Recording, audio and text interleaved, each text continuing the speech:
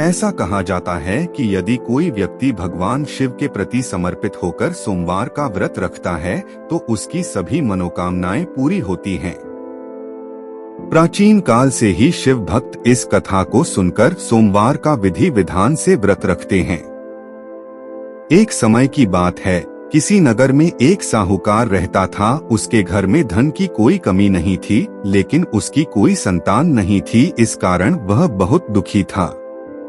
पुत्र प्राप्ति के लिए वह प्रत्येक सोमवार व्रत रखता था और पूरी श्रद्धा के साथ शिव मंदिर जाकर भगवान शिव और पार्वती जी की पूजा करता था। उसकी भक्ति देखकर एक दिन मां पार्वती प्रसन्न हो गईं और भगवान शिव से उस साहूकार की मनोकामना पूर्ण करने का आग्रह किया। पार्वती जी की इच्छा सुनकर भगवान शिव ने कहा कि हे पार्वती, इस संसार में हर प्राणी को उसके कर्मों का फल मिलता है और जिसके भाग्य में जो हो उसे भोगना ही पड़ता है। लेकिन पार्वती जी ने साहूकार की भक्ति का मान रखने के लिए उसकी मनोकामना पूर्ण करने की इच्छा जताई। माता पार्वती के आग्रह पर शिवजी ने साहूकार को पुत्र प्राप्ति का वरदान तो दिया, लेकिन साथ ही यह भी कहा कि उसके बालक की आयु केवल 12 वर्ष होगी। माता पार्वती और भगवान शिव की बातचीत को साहूकार सुन रहा था। उसे ना तो इस बात की खुशी थी और ना ही दुख। वह पहले की भांति शिवजी की पूजा करता रहा। कुछ समय के बाद साहूकार के घर एक पुत्र का जन्म हुआ। जब वह बालक 11 वर्ष का हुआ तो उसे पढ़ने के लिए काशी भेज दिया गया। साहूकार ने पुत्र के मामा को बुलाकर उसे बहुत सारा धन दिया और कहा कि तुम इस बालक को काशी विद्या प्राप्ति के लिए ले जाओ और मार्ग में यज्ञ कराना।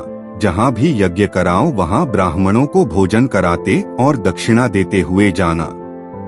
दोनों मामा भांजे इसी तरह यज्ञ कराते और ब्राह्मणों को दान दक्षिणा देते काशी की ओर चल पड़े। रात में एक नगर पड़ा जहां नगर के राजा की कन्या का विवाह था, लेकिन जिस राजकुमार से उसका विवाह होने वाला था वह एक आंख से काना था।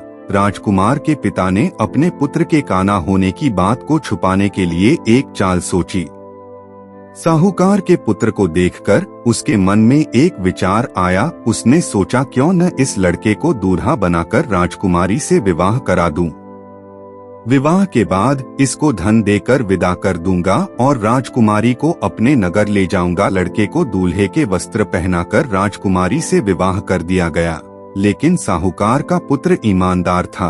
उसे यह बात न्यायसंगत नहीं लगी। उसने अवसर पाकर राजकुमारी की चुन्नी के पल्ले पर लिखा कि तुम्हारा विवाह तो मेरे साथ हुआ है, लेकिन जिस राजकुमार के संग तुम्हें भेजा जाएगा वह एक आंख से काना है। मैं तो काशी पढ़ने जा रहा हूँ। जब राजकुमारी ने चुन्नी पर लिखी बातें पढ़ी तो उसने अपने माता पिता को यह बात बताई। राजा ने अपनी पुत्री को विदा नहीं किया, जिससे बारात वापस चली गई। दूसरी ओर साहूकार का लड़का और उसका मामा काशी पहुँचे और वहाँ जाकर उन्होंने यज्ञ किया। जिस दिन लड़के की आयु 12 साल की हुई उसी दिन यज्ञ रखा गया। लड़के ने अपने मामा से कहा कि मेरी तबीयत कुछ ठीक नहीं है। मामा ने कहा कि तुम अंदर जाकर सो जाओ। शिवजी के वरदानुसार कुछ ही देर में उस बालक के प्राण निकल गए। मृत भांजे को देख उसके मामा ने विलाप शुरू किया। संयोगवश उसी समय शिवजी और माता पार्वती उधर से जा रहे थे। पार्वती ने भगवान से कहा, स्वामी, मुझे इसके रोने के स्वर सहन नहीं हो रहा। आप इस व्यक्ति के कष्ट को अवश्य दूर करें। जब शिवजी मृत बालक के समीप गए तो वह बोले कि यह उसी साहूकार का पुत्र है जिसे मैंने 12 वर्ष की आयु का वरदान दिया। अब इसकी आयु पूरी हो चुकी है। लेकिन मातृभाव से विभोर माता पार्वती ने कहा कि हे महादेव, आप इस बालक को और आयु देने की कृपा करें, अन्यथा इसके वियोग में इसके माता पिता भी तड़प तड़प कर मर जाएंगे।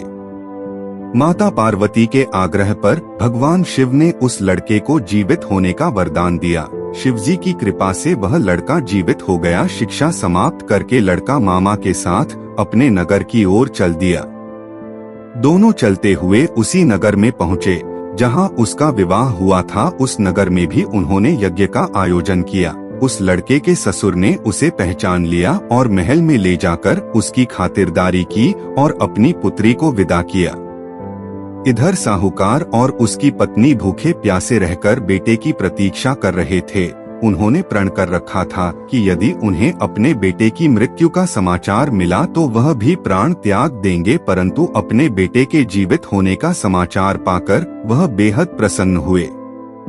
उसी रात भगवान शिव ने व्यापारी के स्वप्न में आकर कहा, हे श्रेष्ठी, मैंने तेरे सोमवार के व्रत करने और व्रत कथा सुनने से प्रसन्न होकर तेरे पुत्र को लंबी आयु प्रदान की है। इसी प्रकार जो कोई सोमवार व्रत करता है या कथा सुनता और पढ़ता है, उसके सभी दुख दूर होते हैं और समस्त मनोकामनाएं पूर्ण होती हैं।